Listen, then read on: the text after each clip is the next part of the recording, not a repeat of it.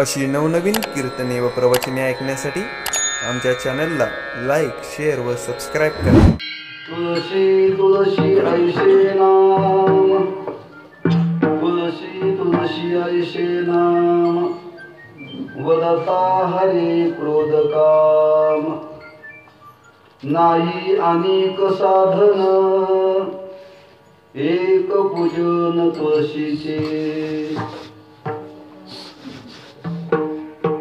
न लगे तीर्थाटना जाणे, न लगे तीर्थाटना जाणे, नित्य पूजने तुळशीची. नाही अनेक साधन, एक पूजन तुळशीचे.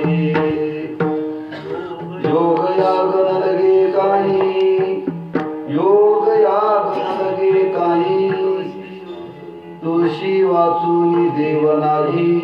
नाही अनेक साधन, एक पूजन तुळशीचे. तुळशीचे ठाई वशे, तुळशीचे ठाई वशे, एका जनार्दनी देव वाशे. नाही अनेक साधन, एक पूजन तुळशीचे. पांडुरंगा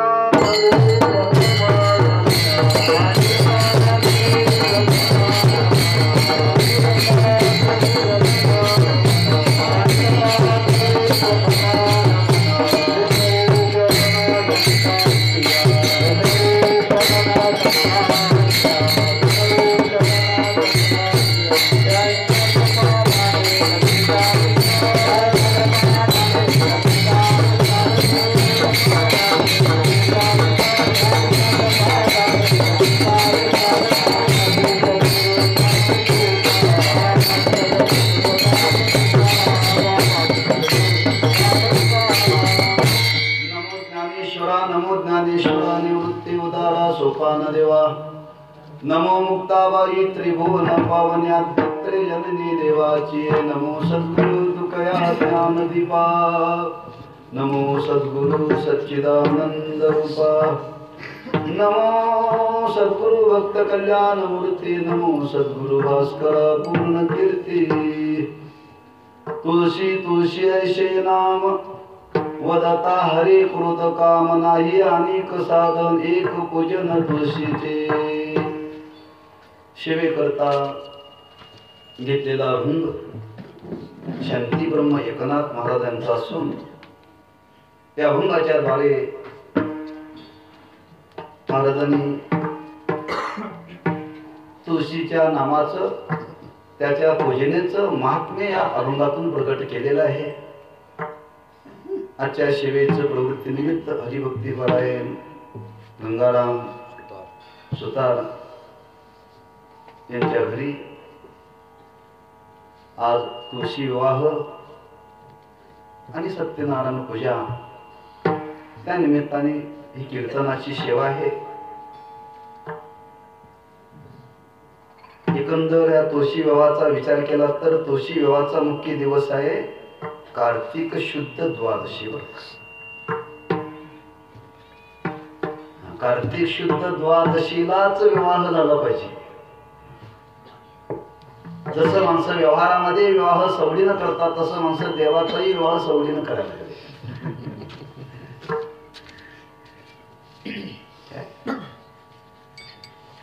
सवडीनं विवाह असं नाही. द्वादशीला मुख्य दिवस आहे बरं का. आमच्याकडे आला तर द्वादशीला, पुन्हा त्रयोदशी नंतर तुम्हाला कुठेही विवाह पाहायला मिळणार नाही. त्या दिवशी त्याचं महत्व आहे. त्यानंतर काही ठिकाणी पौर्णिमेचं महत्व सांगितलं. एक द्वादशी साधावी नाही तर कार्तिक शुद्ध पौर्णिमा. मला वाटतं यांनी द्वादशी साधली नाही, पौर्णिमा अमावस्या साधल्या. एवढी जमीची बदल की कार्तिक महिना संपायच्या आधी आहे. उद्या कार्तिक महिन्याचा शेवट आहे, अमावस्या. त्या कार्तिक मासामध्ये हा विवाह तुळशीचा केला जातो. आपल्या भारतीय संस्कृतीमध्ये त्या तुळशी देवतेचं अनन्य साधारण असं महात्म्य सांगितलेलं आहे. मूळ त्या देवतेचं वर्णन करताना साधू संतांनी वर्णन केले पुष्कळ आहे. नाथ महाराजांचे बरेच अभंग आहेत त्या तुळशीचं महात्म्य सांगणारे. नामदेवरांचे आहेत. तुकोबारांचे नवबारांचे एखादं कुठंतरी अधूनमधून प्रमाण आहे बरं का हे तुळशीच्या संबंधाने. पण पूर्ण तुळशीचं महात्म्य वर्णन करणारे नाथ महाराज आणि नामदेवांचे पुष्कळ अभंग आहेत जातीमध्ये, बरेच अभंग आहेत. आणि त्या बरेच अभंगातून त्यांनी महात्म्य सांगत असताना, त्या तुळशीचं महात्म्य सांगत असताना त्याचे प्रगटीकरणाचं वर्णन करताना नाथ महाराजांनी वर्णन केले. काय वर्णन केले? ही कुठून आली? वैकुंठाहून आली बरं का. म्हणजे तुळशी देवतेचं वास्तव्य वैकुंठामध्ये आणि ती वैकुंठाहून त्या भूतलावरती आली. जसं साधुंतांनी वर्णन केले, आम्ही वैकुंठवासी,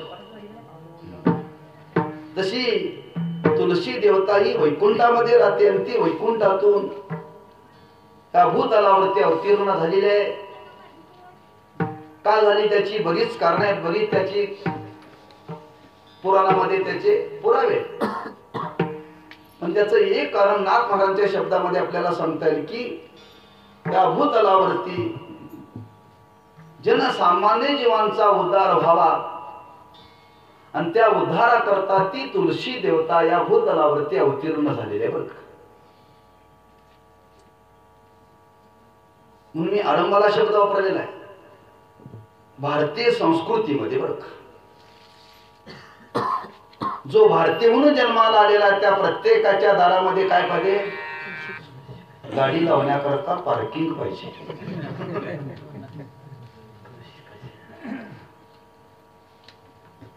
हा, तुम्हाला जर भारतामध्ये जन्माला आणि तुम्हाला जर भारतीय म्हणून घ्यायचं असेल तर पहिलं भारतीयांचं लक्षण आहे प्रत्येकाच्या दारामध्ये तुळशीचं वृंदावन पाहिजे.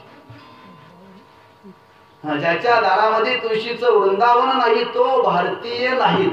मला कुठल्याच पक्षाची संबंध साधायचा नाही, मला शास्त्राशी संबंध साधायचा. कारण आज बरेच याच्याकरता हा भारतातला नाही, यांना बाहेर काढा वगैरे वगैरे चाललंय, त्यातला याचा काही संबंध आहे बरं का. आणि तुम्ही राजकीय लोकांना सांगा, हा भारतीय तुम्हाला जर समजून घ्यायचं असेल तर त्याच्या दारामध्ये तुळशीचं वृंदावन, ज्याच्या दारामध्ये तुळशीचं वृंदावन नाही त्याचं वर्णन करताना महाराजांनी काय वर्णन केले? ते स्मशान जाणावे. का म्हणाल तुम्ही? आग्रह नाही, बळजबरी नाही, लक्षात ठेवा. उठल्याबरोबर अंगणामध्ये आल्यानंतर पहिलं दर्शन जर कोणाचं व्हावं असं वाटत असेल तर देवतेच. बऱ्याच लोकांच्या घरामध्ये देवघर नाही. का नाही? देवाची पूजा करणं बऱ्याच लोकांना आळस आहे, आळस आहे. ते देवघर म्हणतात, त्या देवघरामध्ये कुठले देव ठेवा इथून सुरुवात होते बरं का. कुलदैवत असावं का उपास्य दैवत असावं, का वाडवडिलांची देवता असाव्यात, इथून लोक विचार करतात. त्या देवतेची पूजा करण्याकरता बरेच लोकांच्या अंतःकरणामध्ये आळस आहे, भावना नाही आहे. पण तुळशी देवतेचा जर विचार केला तर ती अंगणामध्ये देवता अशी आहे की वर्णन केले महाराजांनी. तुम्ही अंगणामध्ये आला, उठल्या बरोबर दरवाजा उघडला आणि उघडल्याबरोबर तुम्हाला जर प्रातःकाळी असा शब्द आहे, प्रातःकाळी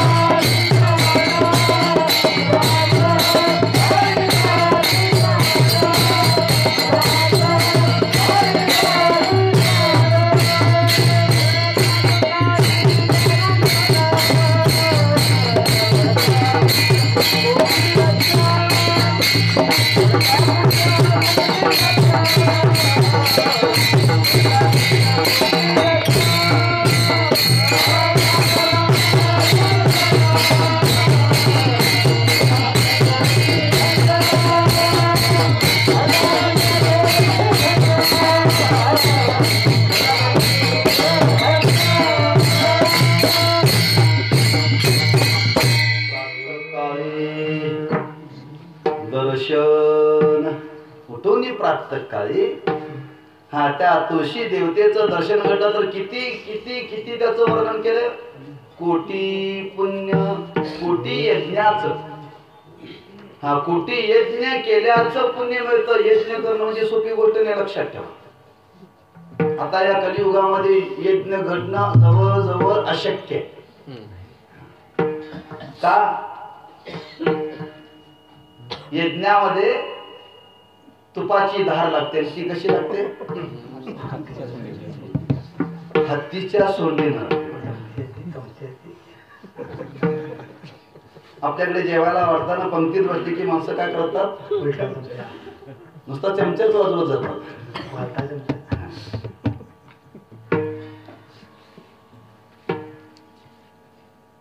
म्हणजे हत्ती सारखे हत्तीच्या सोंडेतून तूप पडावा असं तूप त्या यज्ञामध्ये पडावं लागतं यज्ञ करण्याकरता. म्हणजे या कलियुगामध्ये यज्ञ घडण्याकरता फार प्रतिकूलता आहे. फार म्हणजे फार आहे, त्याचा फार विस्तार आहे. मग एक यज्ञ घडण्याकरता एवढा परिश्रम एवढा खटाटोप करावा लागतो, एवढी अनुकूलता असावी लागते. सामान्य लोकांना तर ते शक्यच नाही. पण सर्व जीवांना ही साधना घडण्याकरता तिथं महाराजांनी वर्णन केले. कोटी यज्ञाचं पुण्य केवळ तुळशी देवतेचं दर्शन घेतल्याबरोबर कधी प्राप्त काय. पण दारात असेल तर ना.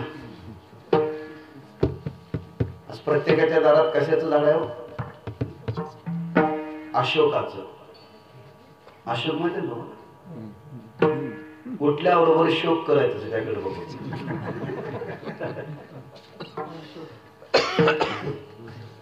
आधीच आमच्या तुमच्या संसारामध्ये एवढी उदासीनता आहे आणि उठल्याबरोबर त्या झाडाकडे बघितल्यानंतर किती आणखी उदासीनता वाढत असेल.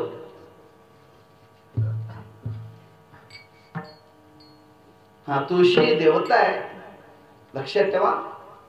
हे काय शोभेचं झाड नाहीये. म्हणून प्रत्येकाच्या दारामध्ये अंगणामध्ये तुळशी वृंदावन असावं. किंवा असं महाराजांनी वर्णन केले, ज्याच्या दारामध्ये तुळशीचं वृंदावन आहे त्याच्या दारामध्ये देव नित्य वास्तव्य करतो. नित्य वास्तव्य करतो. नव्या नव्या महाराजांनी त्याच्या पुढे वर्णन केले. पुष्कळ महात्मारांच्या बघा मी आज फक्त वाचून काढले आजच्या या कीर्तनाच्या निमित्ताने. कारण आमच्याकडे कीर्तन असतं तुळशीचं महात्म्य सांगत असताना कधी वैकुंठ चतुर्दशी. वैकुंठ चतुर्दशी कधी माहितीये, वारकऱ्याला माहिती नाही. कार्तिक शुद्ध चतुर्दशी, कार्तिक पौर्णिमेच्या आदल्या दिवशी उपवास आहे. वारकऱ्यांनी त्या दिवशी उपवास करायचा असतो.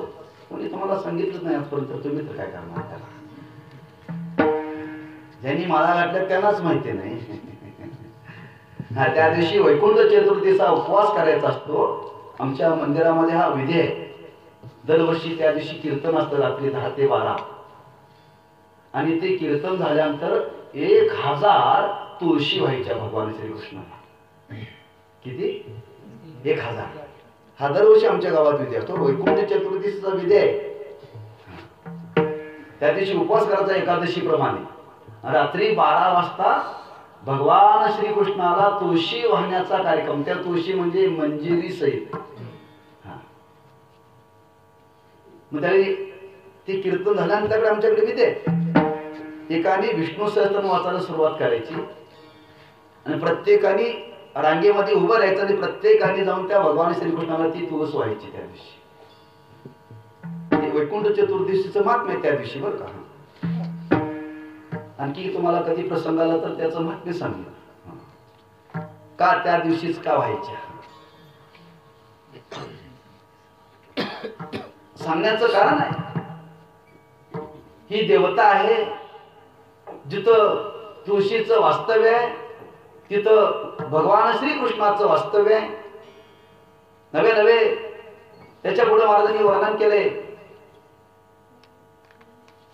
तुळशी महान पतिव्रता होती बरं का. महान पतिव्रता होती. आज स्त्रियांच्या जीवनामध्ये सौभाग्य टिकावं असं वाटत असेल तर त्या स्त्रियांनी रोज कोणाची पूजा करावी? तुळशी मातेची रोज करावी बघा. हा, जी माता रोज तुळशी देवतेची पूजा करते तिचं सौभाग्य वाढत. सौभाग्य सौभाग्य वाढतं म्हणजे सौभाग्य वाढतं म्हणजे अहो नवऱ्याचं आयुष्य वाढतं. नवऱ्याचं आयुष्य वाढतं. म्हणून रोज सकाळी उठल्यानंतर प्रत्येक मातेनं त्या तुळशी वृंदावनाची पूजा करावी. रोज सकाळी तिथं दिवा लावावा. पहाटेच्या वेळी अशी पद्धत आहे. हा, उठल्याबरोबर तुळशी वृंदावनाच्या ठिकाणी दिवा लावावा, ते अंगण झाडावं, तिथं रांगोळी घालावी आणि स्नान करून त्या देवतेची पूजा करावी. पूजा करून प्रदक्षिणा घालाव्या. असं नित्य नियमाने करावं बरं का. त्याचं महात्म्य पुढे वर्णन केलेलं आहे. आणि अशी तुळशी देवता या भूतलावरती अवतीर्ण झाली. त्याची एक कुठंतरी समाजामध्ये जाणीव ठेवण्याकरता तिचा दरवर्षी हा विवाह प्रत्येकाने आपल्या दारामध्ये केला पाहिजे बरं. चांगला आहे. आपण घरचा जसा विवाह करतो तसा तुळशी देवतेच्या उत्सवाच्या निमित्ताने आज एवढे वारकरी आहेत. विवाहाला नाही आले तरी कमीत कमी भोजनाला तरी आले नाही का. चांगलं कार्य आज या विवाहाच्या निमित्ताने या सुतार कुटुंबियांच्या वतीनं हे आयोजित केलं. त्या निमित्ताने ही कीर्तनाची सेवा आहे. त्या निमित्ताने काही त्या तुळशी देवतेच आपल्याला चिंतन करायचं आहे. आज प्रत्येकाच्या जीवनामध्ये याची गरज आहे का? कुणी म्हणेल भौतिक युग आहे आणि भौतिक युगामध्ये सुद्धा आज या तुळशी देवतेची उपासना वा त्याची पूजा केलीच पाहिजे का? म्हणून माझं नेहमीच वाक्य, लोक म्हणतात महाराज लोक चंद्रावरती चालले. तुझं ना तुम्ही अजून जाग्यावरतीच का? हा, तुम्ही अजून हे सांगता का वारी करा लोकांना, तुळशीचं पूजन करा, हरिपाठ म्हणा, देवदेव करा. लोक चंद्रावरती चाललेत. आता ते बाजूला ठेवा म्हणतात लोक. चंद्रावरती जावं नाहीतर आणखी कुठे जावं. भौतिक युग आहे.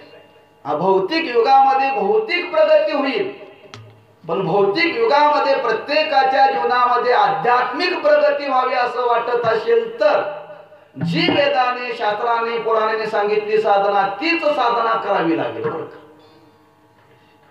ती साधना का भौतिक साधनेने तुमच्या जीवनामध्ये आध्यात्मिक उन्नती कधीही होणं शक्य नाही. आतापर्यंत झालं नाही, याच्या पुढे होणं शक्य नाही. काय ते भौतिकच आहे का? भौतिक कार्य हे आध्यात्मिकावरती अवलंबून आहे.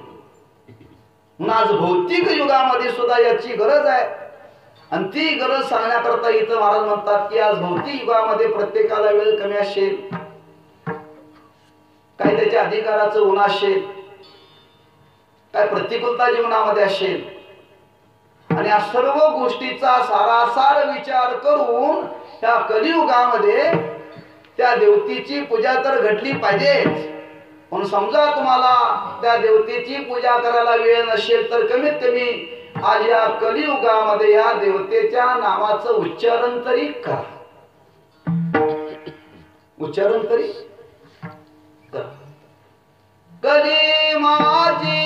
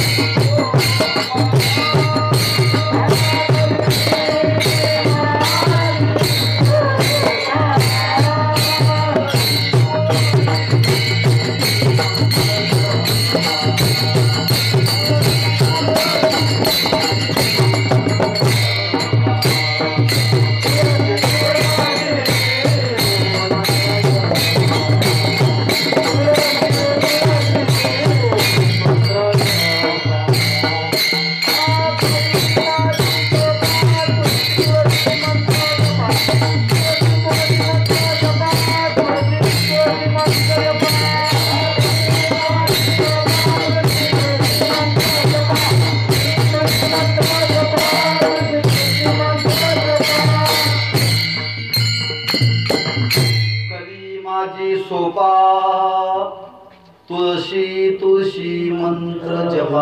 नाथ महाराजांचा अभंग आहे बरं का, सुरुवात अभंगाची 3 चरणाचा अभंग आहे. माझ्या डोक्यात होता तोच अभंग घ्यावा. 3 चरण आहेत, सोपे आहेत. या कलियुगामध्ये सोपं जर काय असेल तर नाम आहे. मग ते देवाचं नाम कोणती देवता? तुळशी देवता. तुळशी देवता म्हणजे ज्या मुख्य देवतेचं वर्णन केले त्या देवतेपासून ती भिन्न नाही, हे पहिल्यांदा लक्षात ठेवा. लोक म्हणतात तुम्ही एकदा सांगता विठोबाचं नाव घ्या, एकदा सांगता रामाचं नाव घ्या, एकदा सांगता कृष्णाचं नाव घ्या आणि आज सांगताय तुळशीचं नाव घ्या. नेमकं कुणाचं घ्यावं? विठ्ठल विठ्ठल मंत्र सोपा.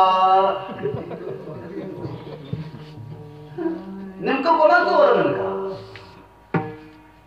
नावामध्ये जरी भेद असला तरी स्वरूपामध्ये भेद नाही. पहिल्यांदा लक्षात ठेवा. फार गोंधळ होतोय परमार्थकरांच्या चित्तात. जे परमार्थाच्या वाटेनं त्यांचा संबंधच नाही. आणि ते म्हणतात तिथं विठ्ठलाच्या नावाचा जप करा, तिथं कृष्णाच्या नावाचा जप करा. तुम्ही आज सांगताय की तुळशीच्या विवाहाच्या निमित्ताने तुळशीच्या नावाचा जप करा. नावामध्ये जरी आपल्याला उपाधिकृत जरी भेद दिसत असला तरीही उपदेहाच्या दृष्टीने मात्र अभेद आहे बरं. कारण भगवान श्रीकृष्णाचं स्वरूप म्हणजेच तुळशी देवता आहे, स्वतंत्र नाही त्याच्यापासून. अशी ही तुळशी देवता त्या कलियुगामध्ये आज प्रत्येकाच्या जीवनामध्ये त्याची अंगणामध्ये जरी पूजा करता नाही आली तरी प्रत्येकाने तिच्या नावाचा जप करावा. जप करण्याकरता काहीच प्रतिबंध नाही बरं का, काहीच प्रतिबंध नाही. हा किती प्रतिकूल अवस्थेमध्ये आपल्याला जप करता येत.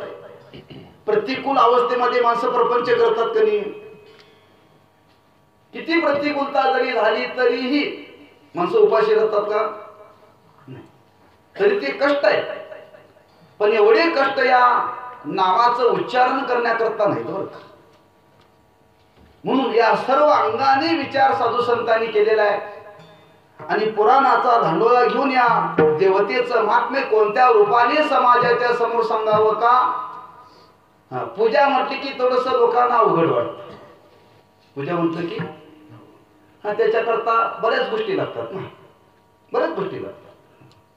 पूजा करायची म्हटले की पहाटे उठलं पाहिजे.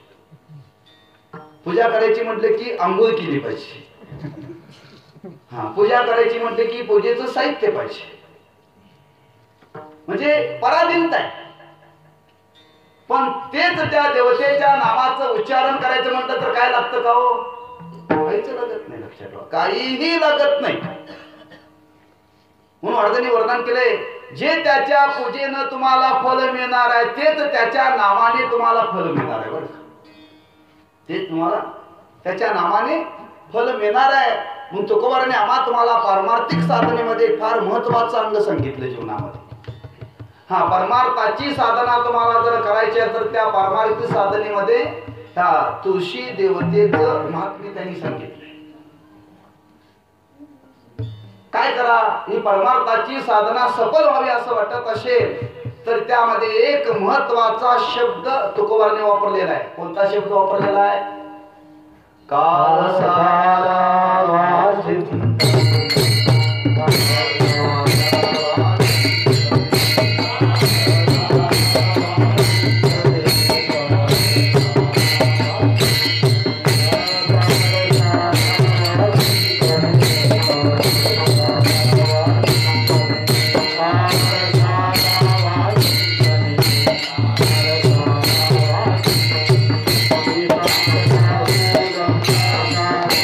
Thank you.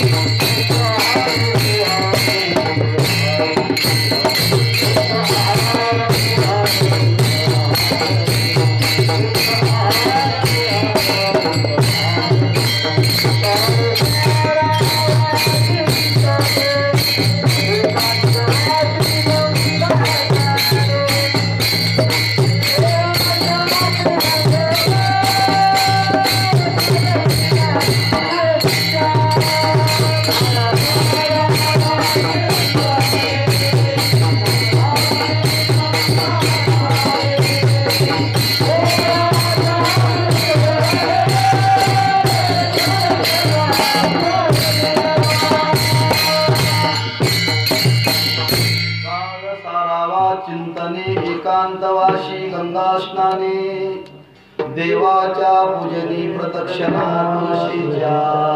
हे सर्व हे तुळशी देवतेच्या बाबतीत प्रमाण लावावं. काळ सारावा चिंतनाचं, तुळशी देवतेचं चिंतनामध्ये काळ सारा. नवे नवे एकांतामध्ये बसून तिचं चिंतन करा. गंगेच्या स्नानाला जाताना तिचं चिंतन करा. पूजा करताना तिचं चिंतन करा. प्रदक्षिणा करताना तिचं चिंतन करा. फक्त तिचं चिंतन करा, त्या तुळशी देवतेचं. बरं का? समजा तुम्हाला एवढं नाही जमलं तरी कमीत कमी जेवढा तुमच्या जीवनामध्ये काळ मिळेल त्या काळामध्ये तरी त्याचं उच्चारण करायला शिका. उच्चारण करायला शिका. कारण ती देवता आहे आणि ती सामान्य स्वरूपाची होते देवता नाही, लक्षात ठेवा. त्या देवतेच्या ठिकाणी सामर्थ्य आहे. देव म्हटलं की सामर्थ्य काय देवतेच्या ठिकाणी?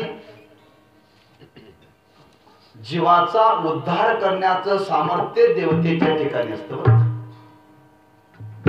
जीवाचा उद्धार करण्याचं सामर्थ्य. मग तुम्ही जाता जाता लक्षात ठेवा, ज्या देवतेकडून हा उद्धार होत असेल तर त्याला देव म्हणा. हा उद्धार होत असेल तर देव म्हणू नका. उद्धार होत नसेल तर, उद्धार होणं म्हणजे काय? दोनाचे चार. दोनाचे चार होण्याचे उद्धार नवे, लक्षात ठेवा. की ज्याच्या जीवनामध्ये विकाराचा प्रतिबंध आहे, विकाराला निवृत्त करण्याचं सामर्थ्य ज्या देवतेच्या साधनेमध्ये आहे, ज्याच्या दर्शनामध्ये आहे. समजावं, विकार जर त्याच्या दर्शनामध्ये त्याच्या साधनेमध्ये जर निवृत्त झाले, समजावं आपण उद्धाराला निश्चित प्राप्त होतो. कारण उद्धाराला जर प्रतिबंध जर कोणाचा असेल तर विकारांचा प्रतिबंध आहे. कोणाचा प्रतिबंध आहे? विकार. आणि त्या विकारातला पहिला नंबर आहे काम. दुसरा नंबर आहे क्रोध. तिसरा नंबर आहे लोभ. नवे नवे ह्या सर्व विकारामध्ये पहिला वहिला असणारा जर विकार असेल तर कोणता? काम. आणि एकदा जर काम जर निवृत्त झाला तर पुढचे निवृत्त होतात. बरं का? काम जर निवृत्त झाला तर पुढचे निवृत्त होतात. तुम्ही काम शिल्लक ठेवून पुढचे निवृत्त करण्याचा प्रयत्न केला तर निवृत्त झाल्यासारखे दिसतील पण निवृत्त होणार नाही. मग या विकाराला घालवण्याकरता काय लागतं? ज्ञान लागतं. ज्ञान. हा, ज्ञानाशिवाय विकार जात नाही. ज्ञानाशिवाय विकार जात नाही, पण ज्ञान संपादन करण्याकरता अधिकार लागतो. सर्वांचा अधिकार नाही आणि सर्वांचा तरी उद्धार झाला पाहिजे. मग या कलियुगामध्ये सर्वांचा उद्धार होण्याकरता इथं नाथ महाराज सांगतात की तुळशी देवतेचं नाम आहे. आणि जो कोणी या तुळशी देवतेच्या नामाचं उच्चारण करेल तर त्या नामामध्ये काय सामर्थ्य आहे ते महाराज अभंगाच्या पहिल्या चरणामध्ये. तुळसी तुळसी ऐसे नामा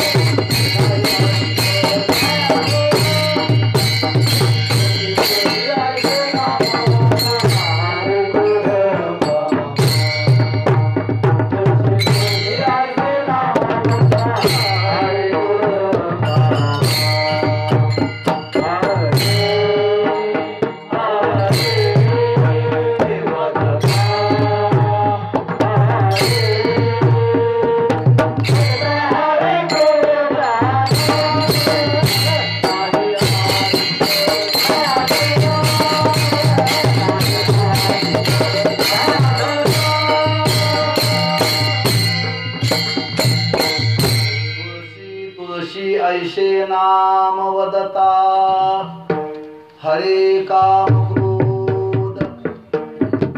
जो कोणी त्या तुळशी देवतेचं वाणीनं वदन करेल, नाम वदता तुळशी तुळशी ऐशे हरे क्रोध काम.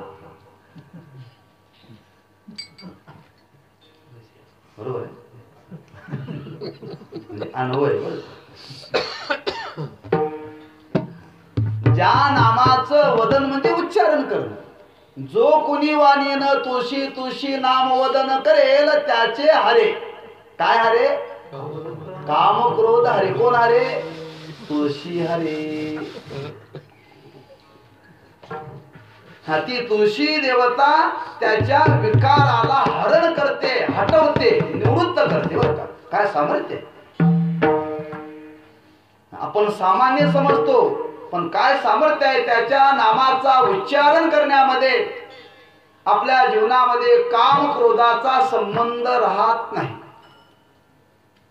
हे विकार जीवनामध्ये जावेत. बरं का, जीवनातलं बाकी कोणी नाही गेलं तरी चालेल, कोणी नाही गेलं तरी चालेल, पण विकार जावे. आमच्या तुमच्या जीवनामध्ये घडतं काय? बाकीचे सर्व जातात, फक्त विकारच जात नाही. थोडं संतांच्या भाषेमध्ये सांगतो. आजा गेला, पणजा गेला, बाप गेला, नातू गेला, भमतू गेला, सर्व गेले, पण सर्वांना पुरून मात्र शिल्लक राहिले. कोण? विकार. आपल्याला आजार ताप देत नाही, पंजा ताप देत नाही, देतात ताप दे, विकार ताप देतात.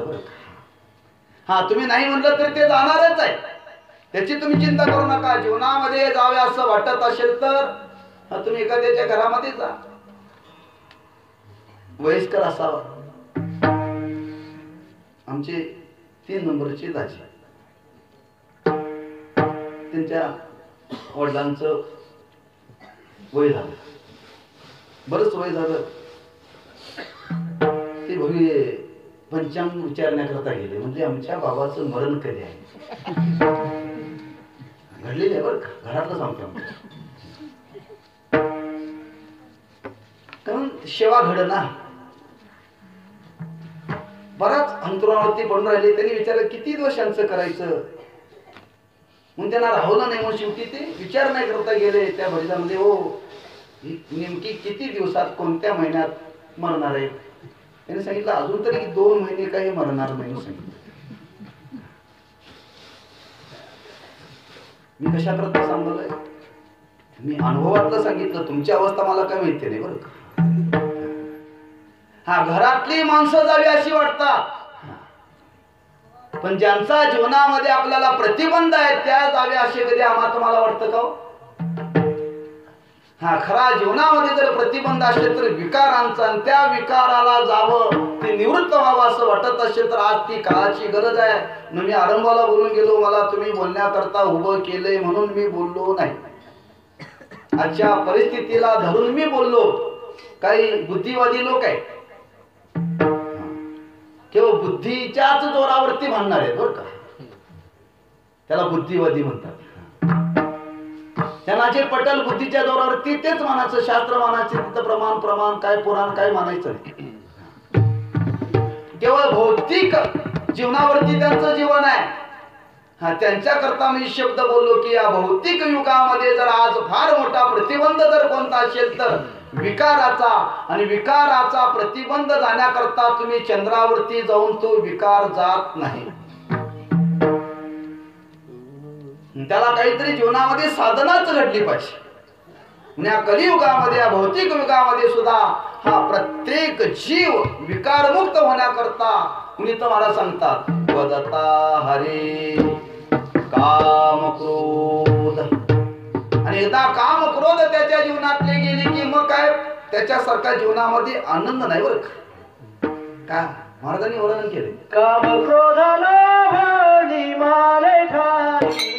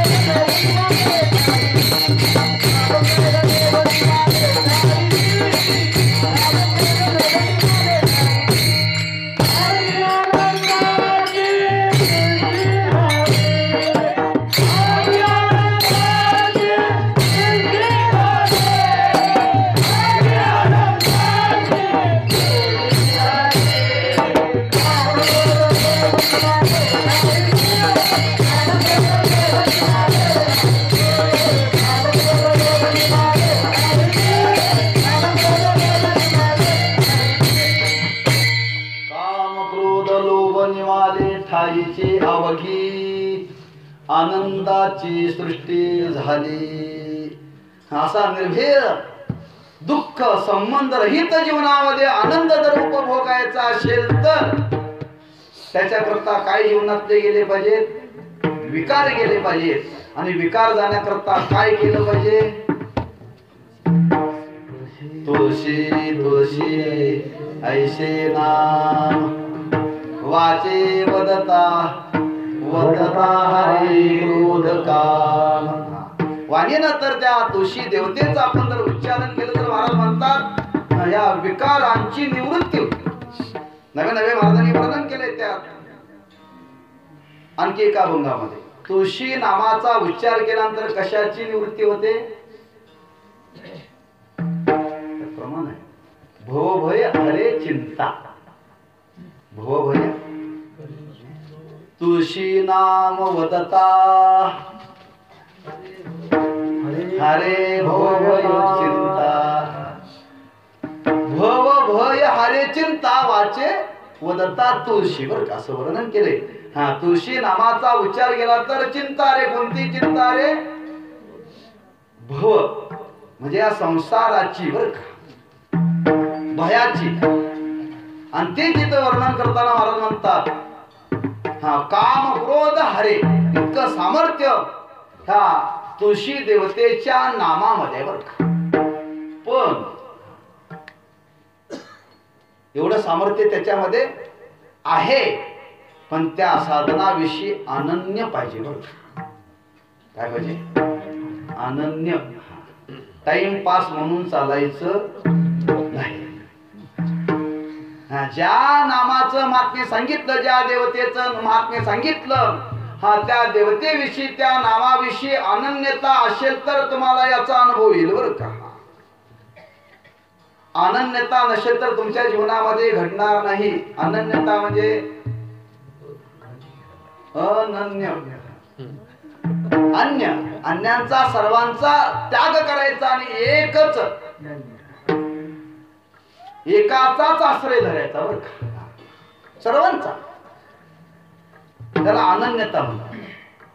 ही अनन्यता ज्याच्या जीवनामध्ये जर असेल तर महाराज म्हणतात त्याला अनुभव येईल. बाकी काही नाही जीवनामध्ये लागणार. लक्षात ठेवा. किती अनन्यता पाहिजे तुम्हाला? अनन्यता जर जाण्याचे असेल तर पुराणातला दाखला देतो. फार मोठी कथा आहे. किती अनन्यता त्या देवतेविषयी असावी तीच अनन्यता सांगत असताना भगवंताच्या अवतारातला प्रसंग आहे. आणि तो प्रसंग असा आहे. एकदा सत्यभामा प्रसन्न अवस्थेमध्ये होती. बरं अतिशय आनंदामध्ये होती आणि ती चिंतन करत होती काय भगवंताचं सौंदर्य आहे. इतका सुंदर देव आतापर्यंत मी पाहिला नाही. पाहिला तर नाही पण माझं सौभाग्य आहे मला पती म्हणून लाभला. ती चिंतन करत होती. बरं का एकटीच होती महालामध्ये. आणि ती चिंतन करता करता करता तिला एवढा आनंद झाला, एवढा आनंद झाला आणि ती आनंदामध्ये विचार करू लागली की एवढा सुंदर सौंदर्याचा गाभा असणारा देव मला प्राप्त झालेला आहे. पण मनात वाटलं हाच मला पुन्हा पुन्हा प्राप्त, हाच मला पुन्हा पुन्हा प्राप्त व्हावा हे चिंतन करायला. आणि त्या वेळेला तिथं नारद यायला.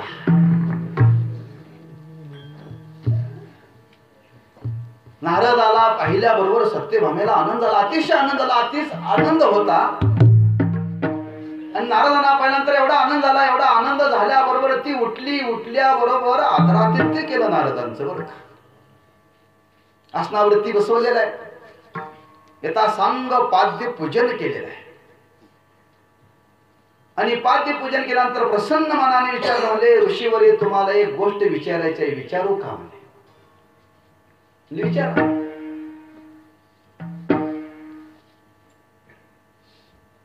म्हणजे काय विचारायचं आहे. मला 3 गोष्टीपैकी कोणतं श्रेष्ठ आहे मला सांगा म्हणे. व्रत श्रेष्ठ का, जप श्रेष्ठ का, दान श्रेष्ठ. नारदांनी विचार केला संधी आज चांगली मिळाली. संधी आपल्याला चांगली आज मिळालेली आहे. आणि अंतर जाणलं नारदांनी आणि अंतर जाणून सांगितलं, व्रतापेक्षा तपापेक्षा दानाला फार महत्व आहे. दानाला फार महत्व आहे. काय काय नेमकं विचारण्याचा हेतू काय म्हणजे काय नाही म्हणले ऋषीवर्य, मला एवढा आनंद झालेला आहे, माझं अनंत जन्माचं पुण्य आहे, भगवान श्रीकृष्णासारखा पती मला मिळालेला आहे. मग मिळालाय ना, मग मिळालाय, बरोबर आहे देवा, पण हाच पती पुन्हा पुन्हा मिळावा, हाच पती पुन्हा पुन्हा मिळावा अशी माझी इच्छा आहे. मग याच्याकरता काय केलं पाहिजे? नारदांनी सांगितलं, पुराणामध्ये असं वर्णन केले, शास्त्रामध्ये असं वर्णन केले, ह्या जन्मामध्ये जे दान केलं जातं ते पुढच्या जन्मामध्ये मिळतं. या जन्मामध्ये जे दान केलं जातं ते पुढच्या जन्मामध्ये मिळतं. गुरुहरी साखरे मला सांगत असतात, तुम्हाला पुढच्या जन्मामध्ये जर सूत गिरणीचा चेअरमन व्हायचा असेल तर या जन्मामध्ये फक्त वस्त्रदानच करायचं.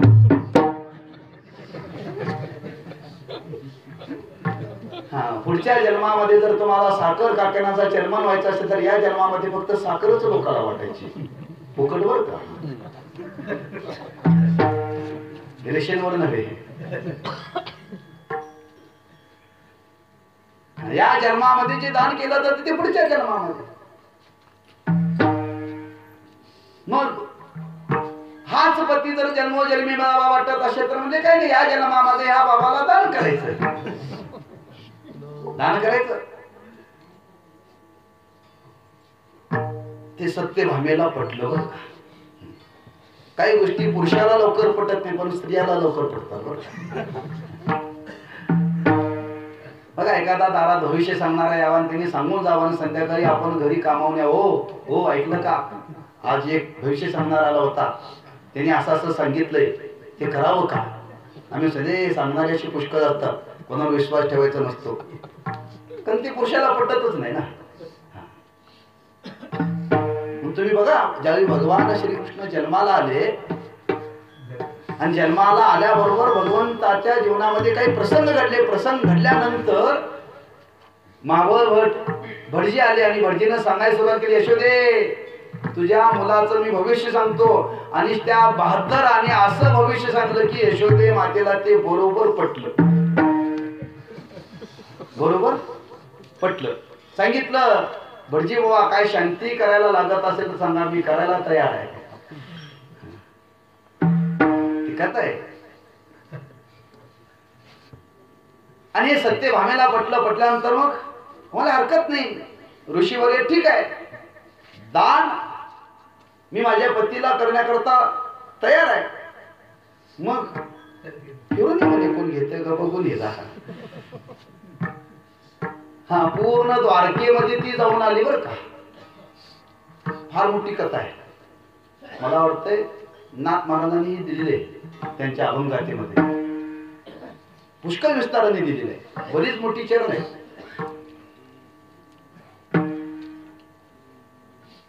आणि त्याच्यामध्ये ती केली, प्रत्येकाने त्याच्या दोषाचं चिंतन केलं. असा तुझा हा पती खादाड आहे, त्याला लोणी लागतं खायला, आमच्याकडे दुधाचा पत्ता नाही. हा, प्रत्येकाने त्याच्या जीवनातले काय दोष सांगितले आणि हे त्याला रोज द्यावं लागतं आणि ती देण्याची योग्यता आमच्याकडे नाही, तेव्हा तुझा पती दान घेऊन आम्ही काय करू. हा सुंदर नाथ महाराजांनी वर्णन केलं. तो कोणीही दान घ्यायला तयार नाही. फिरून आली म्हणजे ऋषीवर संपूर्ण मी नगरामध्ये जाऊन आलो, कोणी दान घ्यायला तयार नाही. म्हणजे मी आहे ना रिकामा, पण अट आहे, मी दान घेईन पण त्याच्या वजना एवढं सोनं मला द्यावं लागेल, त्याच्या वजना एवढं सोनं मला द्यावं लागेल. सत्यभामेने विचारा म्हणजे का वजना एवढं का, म्हणाल तेवढं मी देते. ठरलं, कार्यक्रम ठरलेला आहे, तराजू आणलेला आहे. तराजूमध्ये एका पारड्यामध्ये देवाला बसवलेला नाही, एका पारड्यामध्ये आता सत्यभामा होती, ती राणी होती, जेवढं खजानामध्ये होतं तेवढं आणलं बरं का. आणि सर्व त्या पारड्यामध्ये घातलं. पारडं वर यायला तयार नाही. त्याने अंगावरचं होतं नव्हतं तेवढं घातलं बरं का. तरी पारडं वर येईना. वर्णन केले नाथ महाराजांनी भगवंताला किती होत्या 16,108. सर्वांच्या अंगावरती जेवढं सोनं होतं तेवढं पारड्यात घातलं. तेवढं पारड्यामध्ये घातलं तरीही पारडं वर येईना. देवकी मातेला ही बातमी कळाली. देवकी माता धावत धावत आली. म्हणजे काय काय नाही म्हणले असा हा कार्यक्रम ठरलाय. मग जेवढं या बाबाचं वजन आहे तेवढं सगळ्यांनी घातलं. म्हणजे काय आता या गोकुळामध्ये राहिलेलं नाही म्हणे. देवकीने विचार केला फक्त माझ्या अंगावर ते तरी घालतो ना म्हणे. हा त्यांनी घातलं. फार सुंदर केले. कोणते कोणते अलंकार होते त्या प्रत्येक अलंकाराचं वर्णन केले नाथ महाराजांनी. आणि सर्व प्रकारचे अलंकार घातले. एवढं सोनं घातलं तरी देवाचं पारड वर येईना. सगळे सगळे सगळे आले. कोणी शिल्लक राहिली. फक्त एकच राहिली होती भीमकी. नाथ महाराजांनी वर्णन केले. भीमकी म्हणजे रुक्मिणी माता, भीमक राजाची कन्या. तिचं नाव आहे भीमकी. नाथ महाराजांनी वर्णन केलं त्या अभंगामध्ये. आणि त्या भीमकीच्या कानावरती बातमी केली की सत्यभामा देवाला दान करण्याकरता प्रवृत्त झालेले आहे. सर्वांनी सोनं घातलेलं आहे पण पारडं वर येईना. तिला माहिती होत हा बाबा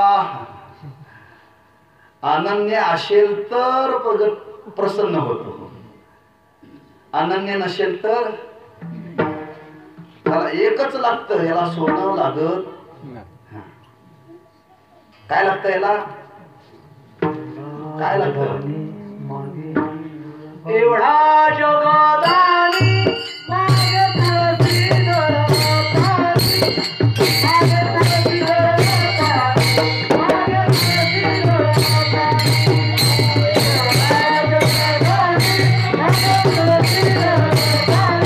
मागे तुळशी धरतानी.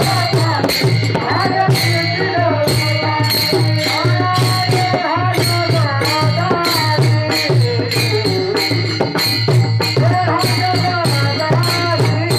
तुळशी धरतानी,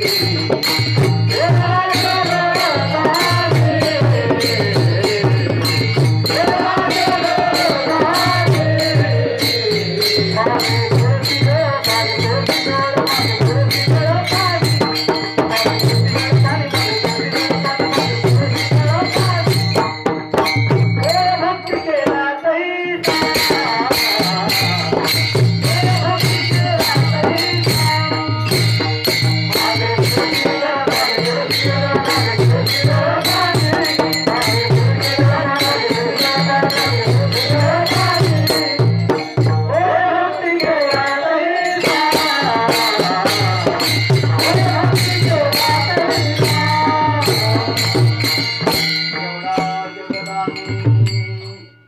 मागे तुळशी मागे तुळशी दल पाणी. एक तुळशीचं पान त्या देवाला जर अर्पण केलं अनन्य भावाने तर हा तो परमात्मा सहज प्रसन्न होतो. तेव्हा विभकी ना रुक्मिणी माता अंगणामध्ये गेलेली आहे आणि अंगणामध्ये जाऊन त्या तुळशी वृंदावनाची पूजा केलेली आहे. अतिशय भावनेनं पूजा केलेली आहे. भावनेनं पूजा केलेला एक सोन्याचं पात्र घेतलेलं आहे आणि सोन्याच्या पात्रामध्ये परिपक्व झालेलं तुळशीचं पान घेतलेलं आहे. परिपक्व बर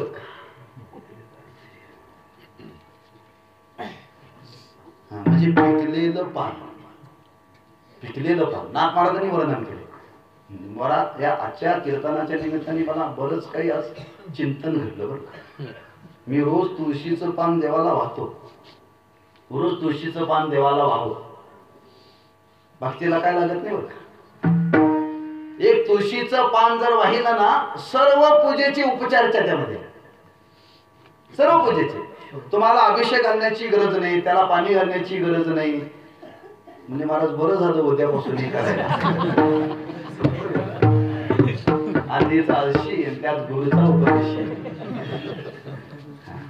त्याची श्रेष्ठता सांगण्याकरता सांगितलं बरं का. तुम्ही पूजेला बसला आणि पूजेला बसल्यानंतर त्या दिवशी तुम्हाला समजा पाणीच नाही मिळालं, उदबत्ती नाही मिळाली, त्याला नैवेद्य दाखवण्याकरता नैवेद्य नाही मिळाला, तुम्हाला काहीच जे किती सांगितले भोग 16, त्यातला एकही भोग तुम्हाला देण्याकरता जर मिळाला नाही तर वर्णन केलंय महाराजांनी की फक्त एक तुळशीचं पान तुम्ही देवाला अर्पण करा. देवासी तो पुरे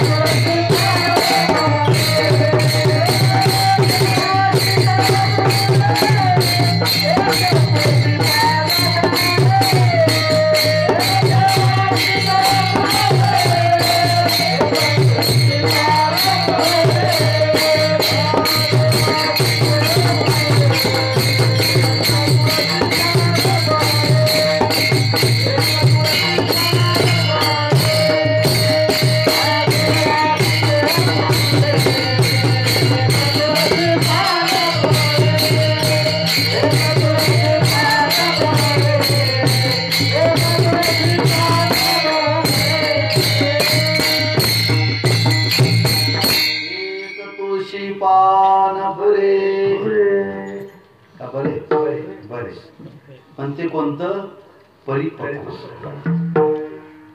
परिपक्व बर का. पिकलेलं पान, पिकलेलं पान बघा तुकोबारांच्या जीवनातला प्रसंग आहे. ज्यावेळी वैकुंठाहून देव तुकोबारांना नेण्याकरता आले, देव आल्यानंतर त्याचा आदरातिथ्य केलं पाहिजे, त्याची पूजा केली पाहिजे, त्याला खाऊ घातलं पाहिजे. देवाला खाऊ घातलं की त्याला खाऊ घातल्यानंतर त्याला तांबूलाचा विडा द्यावाच लागतो. तांबूलाचा म्हणून आपल्याकडे ती पद्धत आहे, जेवण झाल्यानंतर पान खाऊ. माणसं 12 तास जनावरांसारखं करायला. तांबूलाचं महत्व कधी जेवणानंतर, पण कधी रात्री नाही, दुपारी. दुपारीच बरं का फक्त. रोज दुपारी भोजनानंतर तांबूल खाऊ. तांबूल म्हणजे पानाचा विडा. तरी माणसं 12 तास चालत असतात. त्याचं महत्वच राहिलं नाही. त्याचं महत्व आहे पण या पद्धतीनं. आता देव आले, तुकोबारांच्या घराची अवस्था होती, चंद्रमौली घर होत. दरदरीत पाण्या माझ्या रांधलेल्या कन्या. पण देव आलेत ना. उपचार केला आणि उपचार केल्यानंतर देवा म्हणले आता तुम्हाला मुख शुद्धी करता देण्याकरता माझ्याकडे तांबूल नाही, पण मी तुम्हाला तुळशीचं पान देतो. त्यावेळी तुळशीचं पान देऊन भगवंताचा विधी तुकोबारांनी केला वैकुंठाला जाण्याच्या आधी. मुखशुद्धी तुळशी तुका म्हणे मी असं ते तुळशीचं पान परिपक्व. भीमकी नाम रुक्मिणी माता अंगणामध्ये गेलेली आहे. त्या तुळशी वृंदावनाची अतिशय भावनेनं अनन्य भावाने पूजा केलेली आहे, नतमस्तक झालेली आहे. त्या तुळशी मातेला नमस्कार केला आणि तुळशीचं पान पिकलेलं सोन्याचं ताट आहे बरं. सोन्याच्या ताटामध्ये परिपक्व झालेलं तुळशीचं पान, त्याच्यावरती झाकलेला शेला आहे आणि ती घेऊन त्या सभेमध्ये आलेली आहे. तिनं कोणाचं काय काय बघितलं नाही. आली आणि भगवंताला नारद महर्षींचं दर्शन घेतलं. भगवंताचं दर्शन घेतलं आणि भगवंताचं दर्शन घेऊन त्या सोन्याच्या पारणामध्ये परिपक्व झालेलं पान ठेवल्याबरोबर पारडं वर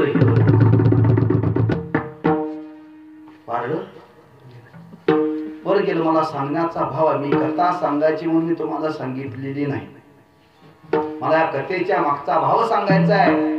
रुक्मिणी मातेनं परिपक्व झालेलं एक पान ठेवल्याबरोबर भगवंताच्या वजनापेक्षा अनंत किलोचं वजन होतं तिचं सोन्याचं.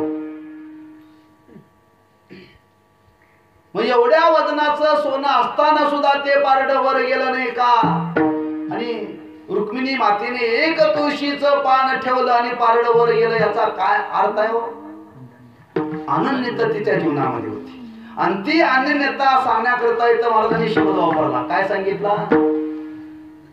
नाही अनेक साधन.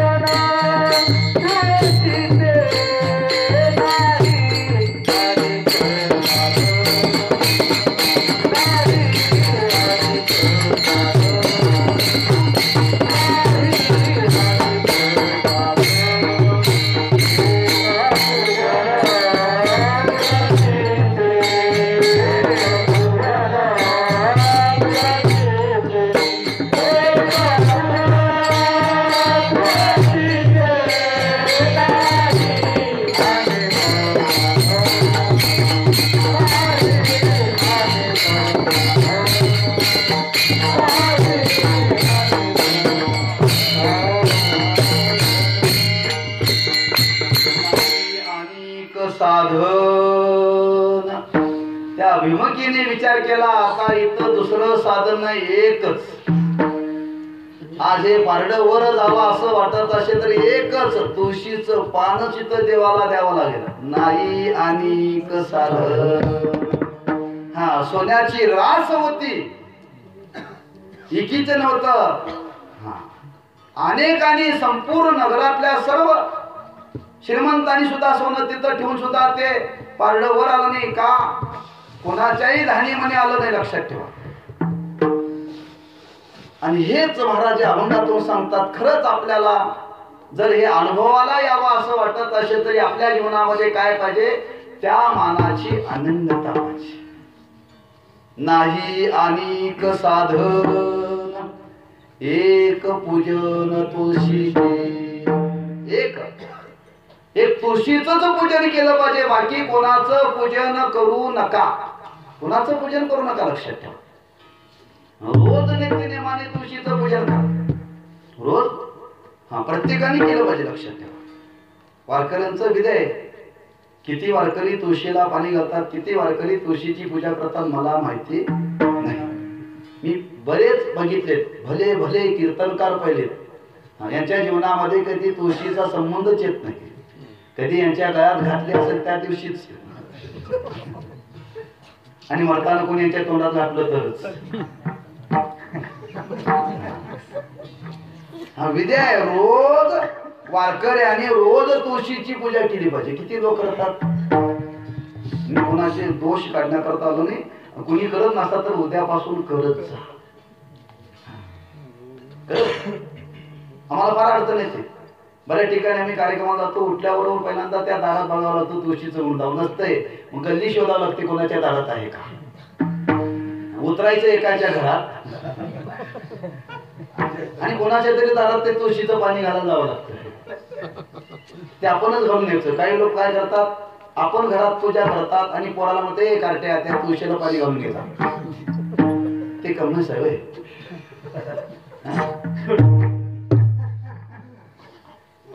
अरे जनावराला पाणी पाजण्याकरता तुम्ही स्वतः जाता आणि पूजा केल्यानंतर तुळशीचं पाणी घालण्याकरता कोणाला तरी पाठवता. याचा अर्थ काय? आपल्या जीवनामध्ये त्या मानाची अनन्यताच नाही, लक्षात ठेवा. एक पूजन तुळशीचे. हा, रोज तुळशीला पाणी घातलं म्हणजे फार सामर्थ्य आहे. तुम्ही याचं वर्णन करा. तुम्ही जीवनामध्ये कोणती साधना करू नका. उद्यापासून तुम्ही नेम करा. कार्तिक अमावस्या आहे आणि पुढच्या अमावस्यामध्ये तुम्हाला काय अनुभव येतो मला सांगा. जाताना तुम्हाला फोन नंबर देऊन जाऊ. फक्त एकच करायचं, न चुकता तुळशीला पाणी घालायचं, एकही दिवस खंड पडू द्यायचा, हे मात्र बंधन आहे बरं का. आणि ते तुम्हीच घालायचं, कुणाकरवी घालायचं नाही. अनन्यता सांगायला महाराज म्हणतात ते साधन सामान्य नाही अनेक साधन, एक पूजन तुळशीचे. एक तुळशीची जर पूजा रोज नेमाने जर केली तर इतर तुम्हाला कोणती साधना करण्याची गरज नाही. कोणती साधना करण्याची गरज नाही, त्या साधनेचा उल्लेख महाराजांनी तिसऱ्या चरणात केला. नलगे तीर्थात ना जाणे, नलगे तीर्थात ना जाणे, नलगे तीर्थात ना जाणे, नलगे तीर्थात ना जाणे,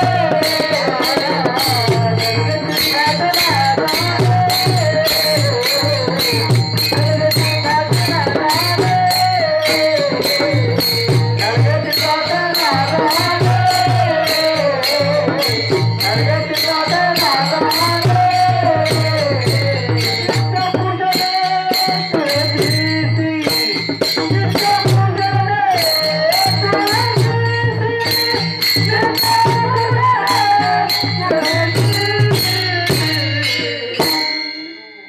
नाही आली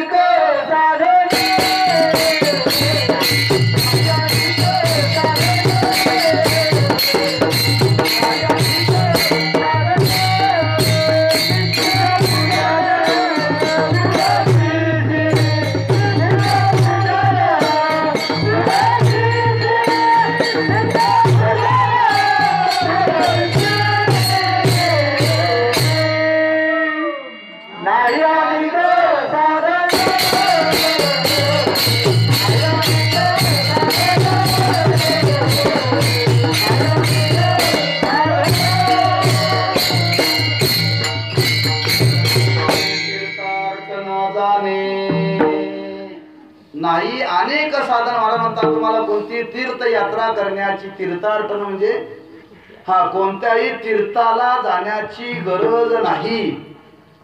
एक त्या तुळशी देवतेचं पूजन करा. पण ते कसं करा, काय शब्द वापरला, नित्य पूजने तुळशीशी. नित्य बर का, नित्य नेमाने त्या तुळशीचं पूजन करा. तुम्हाला कोणतीही तीर्थयात्रा करण्याची गरज नाही. कोणत्या तीर्थाला जाऊ नका, कोणत्याही तीर्थाला जाऊ नका. सर्व तीर्थाचं फळ तुम्हाला त्या तुळशीची पूजा केल्यानंतर पण. नित्य पूजने तुळशीची, नित्य बर का, नित्य नेमाने ती केली पाहिजे. जसं महाराजांनी वर्णन केलं नित्य नेमाच्या बाबतीत काय शब्द वापरला, नित्य नेम नामी ते प्राणी दुर्लभ, लक्ष्मी वल्लभ दयादवई. नित्य नेमाने घडणं फार अवघड आहे, लक्षात ठेवा. फार लोक प्रश्न करतात, लोक विचारतात, म्हणजे रोज तुम्ही सांगता प्रवासात गेल्यानंतर काही ठिकाणी तुळस नसते. तुळस तुम्ही मुंबई सारख्या शहरामध्ये गेला, वरच्या 10व्या मजल्यावरती थांबला, तिथं तुळसच नाही. पाणी कोणाला घालायचं, अशोकाला. कोणाला पाणी घालायचं, तरी पाणी तुम्ही कोणाला घालणार, त्याला पर्याय सांगितला. काय पर्याय सांगितला, आपल्या घरामध्ये जी तुळशीची माळ आहे ना, त्या तुळशीच्या माळ अशी हातात धरून त्याच्यावरती पाणी सोडायचं बरं का.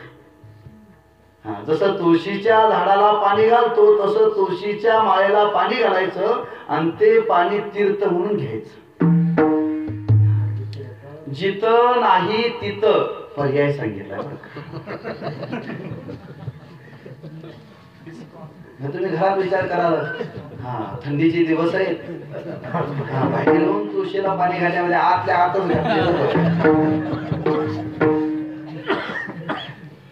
जिथं नाही तिथं पर्याय सांगितला. तीर्थ आहे, सर्व तीर्थाचं त्याच्यामध्ये आपल्याला तीर्थत्व प्राप्त होतं. असं ती देवता आहे. म्हणून म्हणतात नाही अनेक साधना, इतर कोणती तुम्हाला तीर्थयात्रा कोणत्याही तीर्थाला जाण्याची गरज नाही. हा, तुळशी देवता ही तीर्थ रूपाने आहे.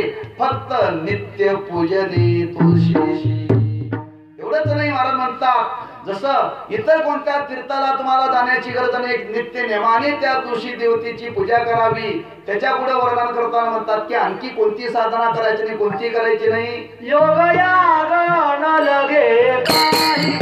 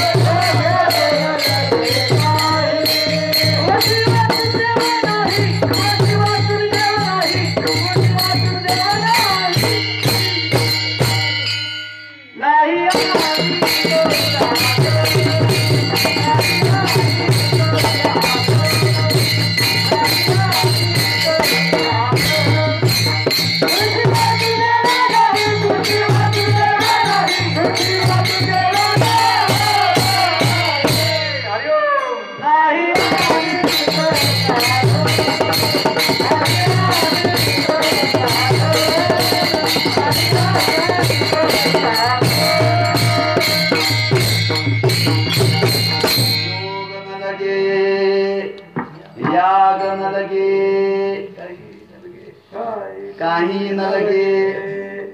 एक तुळशी हीच देवता आहे. हा, दुसरी देवता नाही, तुळशी हीच देवता आहे. तुम्हाला याग करण्याची गरज नाही, तुम्हाला योग करण्याची गरज नाही, हा, कोणती साधना करण्याची गरज नाही. तुळशी हीच देवता. हा, सर्व देवतेचं एक प्रतीक त्याच्यामध्ये वर्णन केले बरं का, लक्षात ठेवा. म्हणून अंतकालामध्ये त्याचं महात्म्य सांगितलं, लक्षात ठेवा. अंतकालामध्ये प्राण निघून जातो. प्राण निघून गेल्यानंतर शरीर काय म्हणतात, त्या शरीराला प्रेत म्हणतात.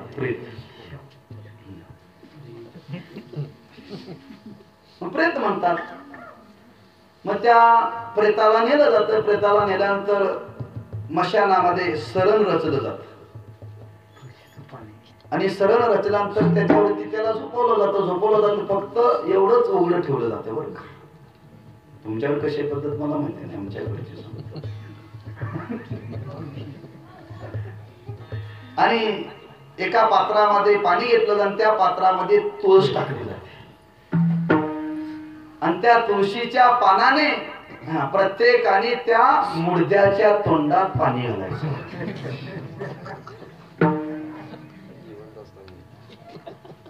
मेल्यानंतर तुम्ही विचार करा, यातला थोडासा विचार करा. जर मेल्यानंतर जर तुळशीचं पाणी जर त्या मुडद्याला जर पवित्र करत, तर जिवंत असताना काय करत असेल?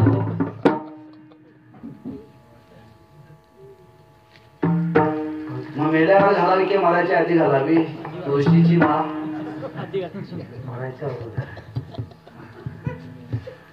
मरायच्या. मला सांगायचंय, देवता येते. तुळशी वाचुनी देव नाही, ती देव आहे, पवित्र करते. लक्षात ठेवा. हा, त्या मुडद्याला सुद्धा, त्या प्रेताला सुद्धा पावित्र्य आणण्याचं सामर्थ्य देवतेमध्ये आहे. म्हणून महाराज म्हणतात त्याच्याकरता नाही आणि साधन नवे नवे. महाराज म्हणतात जिथं जिथं जिथं तुम्हाला ही तुळशीची देवता पाहायला मिळेल, तिथं तिथं तुम्हाला कोणाचं दर्शन घडेल? देवता. तुळशीचे ठाई वासे, तुळशीचे ठाई वासे.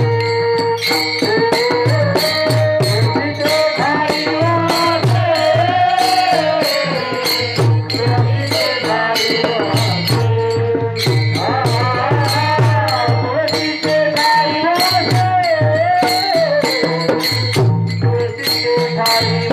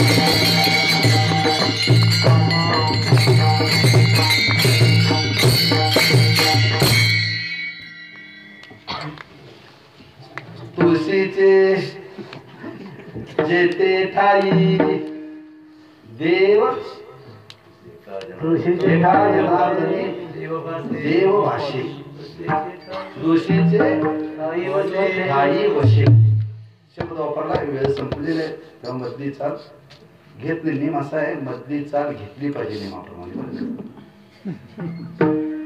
पण आम्हाला सगळीकडे काट कसर करायची सवय लागली. जसं प्रपंचात काट कसर तशी आमची परमार्थातही काट कसर. परमार्थात करता करता आम्ही कीर्तनातही काट कसर करतोय बरं.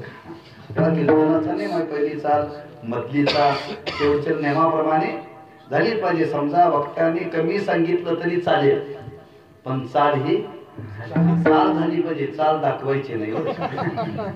विधे असो विलंब झाल्यामुळे आपण शेवटची चाल म्हणू. नाथ मला शेवटी वर्णन करतात. मी आळमाला शब्द बोलून गेलो, त्याची तुम्हाला थोडीशी जागृती देतो.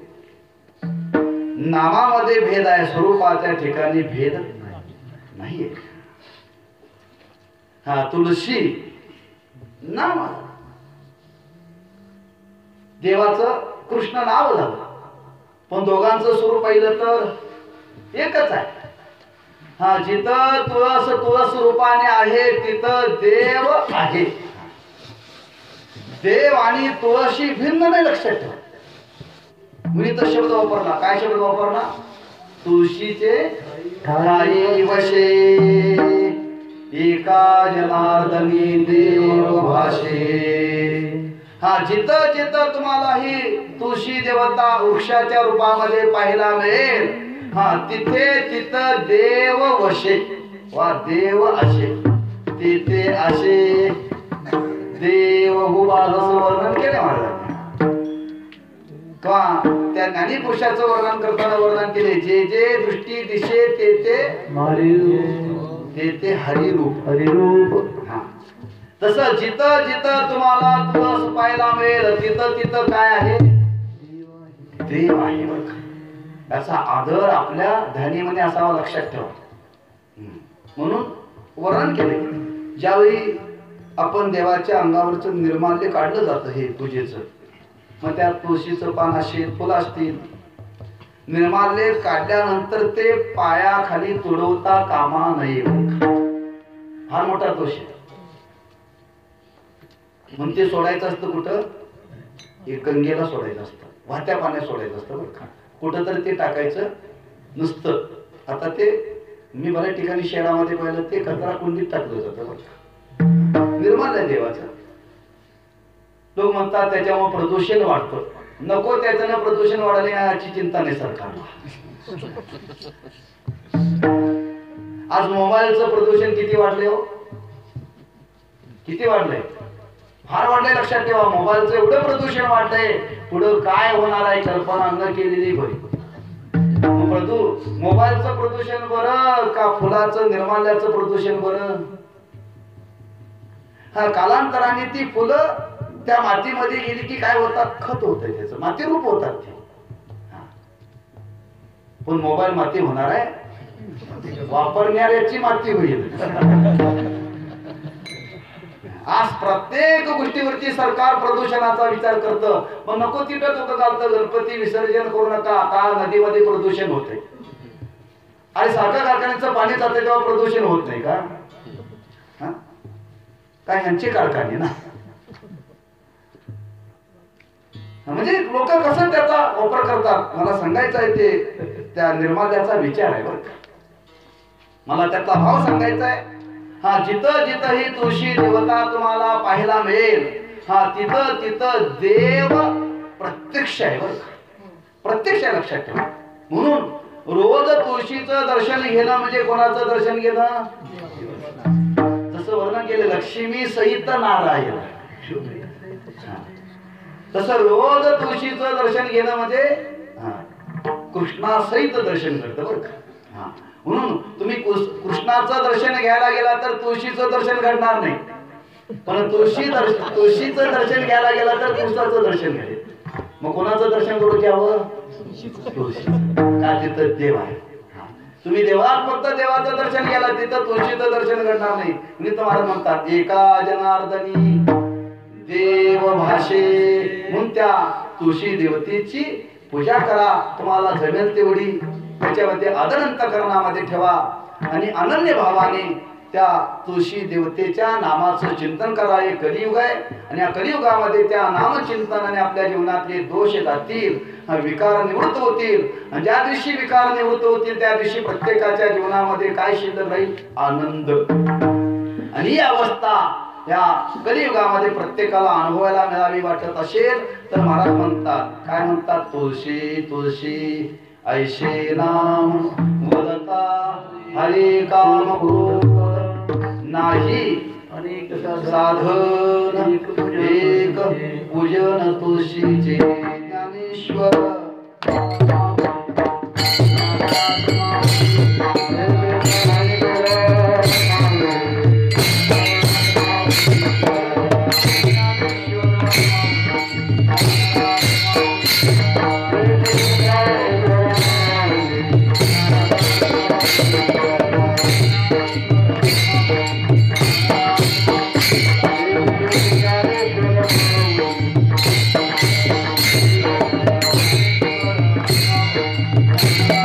Thank you.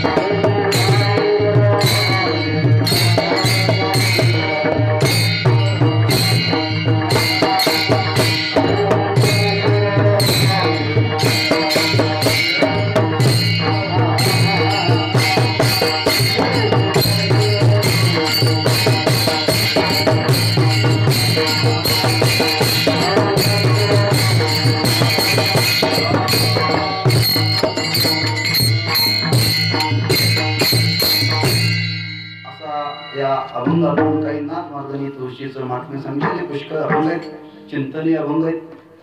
काही अंशाने अभंगाचं चिंतन केले, परिपूर्ण चिंतन केलेलं नाही. एक वेळेची मर्यादा आणि दुसरी माझ्या मतीची मर्यादा. फार मी मोठा आहे, फार मी अभ्यास आहे, मला फार कळाले, या भावनेनं मी तुम्हाला सांगितलेलं जे कळालं थोडंफार ते थोडंसं काही अंशांनी तुम्हाला सांगण्याचा प्रयत्न केलेला आहे. पुष्कळातून याच्यावरती चिंतन करण्यासारखं आहे.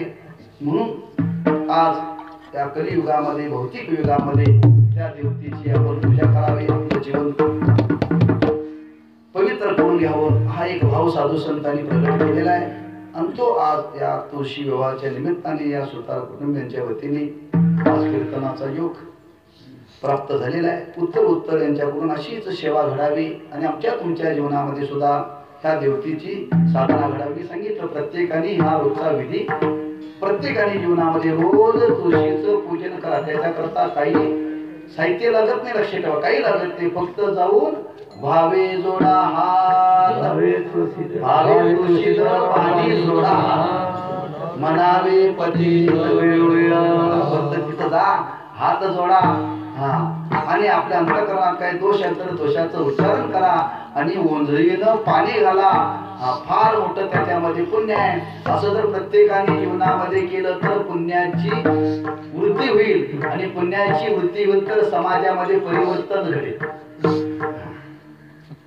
जसं आज प्रत्येकाकडे पैसा आला, पैसा आल्यामुळं व्यसनाच्या अधीन चालले, तसं प्रत्येकाच्या जीवनामध्ये पुण्याची जर वृद्धी होईल तर विकार समाजातले कमी होतील. म्हणून साधा सोपा आहे, फार याला अट्टास करण्याची गरज. प्रत्येकाने आपल्या जीवनामध्ये तुळशीचं वृंदावन आपल्या मनामध्ये असावं, त्याची रोज पूजा करावी आणि त्याची साधना जीवनामध्ये करावी आणि आपलं जीवन मंगलमय करून घ्यावं. आणि तसं सामर्थ्य, तशी सद्बुद्धी सर्वांना भगवंतानी द्यावी अशी त्या भगवंताच्या चरणी प्रार्थना करून शेवेला पूर्ण रामदेव पायाच्या प्रसादे काही मग क्षमा करुणी संतीन नोहे उपदेश तुमचे बडबडे तुमच्या कृपेचे पोसणे जन्मोजन्मी तुका मने तुका.